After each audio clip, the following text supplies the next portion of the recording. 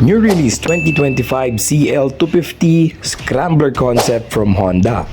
Same concept engine ito ng CRF 250L but in a scrambler styled body for off-roading, mountain, and even small river crossing. Silipin natin ang new release, specs nito at pati na rin ang presyo at kung gaano ba ka-reliable ang ganitong scrambler concept na nilabas ni Honda CL 250cc. Let's go! Siguradong papatok ito sa Pilipinas pag nilabas na itong ganitong setup or concept ng scrambler na 250cc from Honda dahil marami ngayon sa atin ang mahilig mamundok, mag-camping at tumawid sa maliliit na ilog. Ngayon simulan natin sa specs ng makina. Ang makina nito ay equipped ng 249cc double overhead camshaft, single cylinder, 4 valves at liquid cooled na ito. 6-speed manual transmission at pinakamalupit dito, 12 liters ang tank capacity. Perfect na perfect ito para sa long drive. Dual disc brake na rin at meron itong anti-lock braking system sa kanilang mga preno. At pagdating naman sa mga ilaw, all LED lightings na to mga bossing. Lahat ng ilaw naka-LED na. At yung headlight nito, syempre dahil modern, sumasabay na rin talaga si Honda sa mga modern specs. Naka-quadruple projector headlight na po itong CL250 na motor or Scrambler Concept 2025.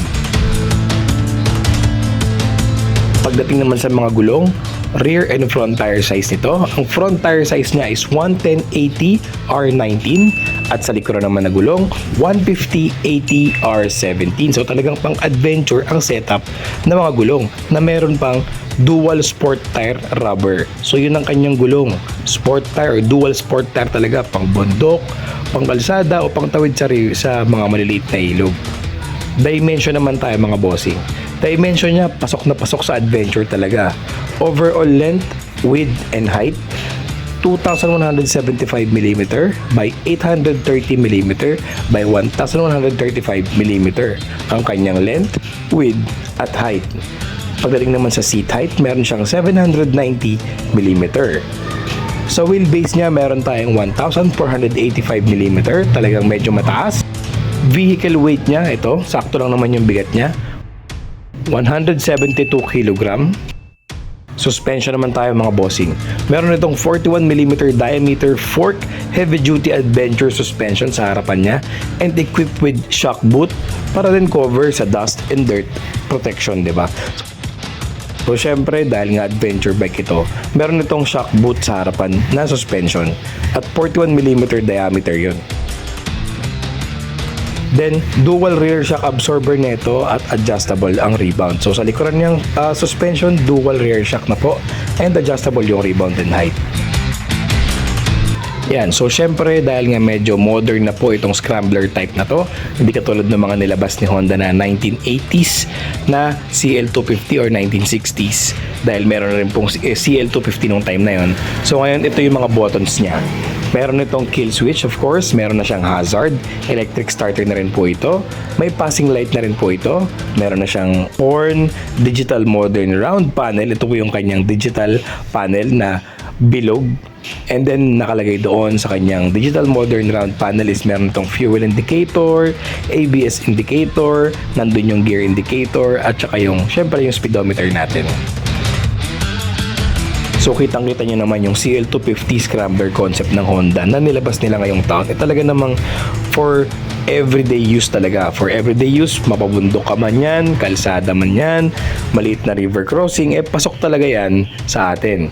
So again, once na ilalabas sa Pilipinas ito, siguradong pagkakaguluhan nito ng mga mahilig mag-adventure, mag-camping, at mag-river crossing.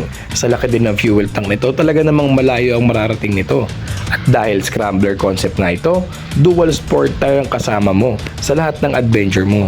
Solid din ang kanilang pagkakalagay ng tambucho sa gilid. So up ang pipe nito. So talagang ready na sa small river crossing kasi nakataas po ang tambucho nito at napakaganda ng design. Very classic, modern, and sleek. Parang retro adventure scrambler concept ang team nitong motor na to na CL250 2025 Scrambler concept from Honda.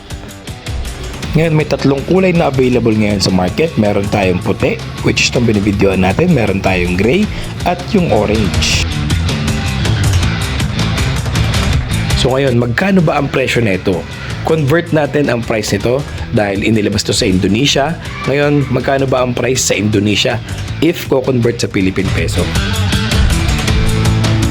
Itong malupit na adventure scrambler scooter nito from Honda na 250cc na, dual disc brake at naka-ABS pa, modern digital panel, mayroong hazard, mayroong passing light, naka-quadruple projector headlight, and syempre yung gulong niya naka-dual sport tire pa.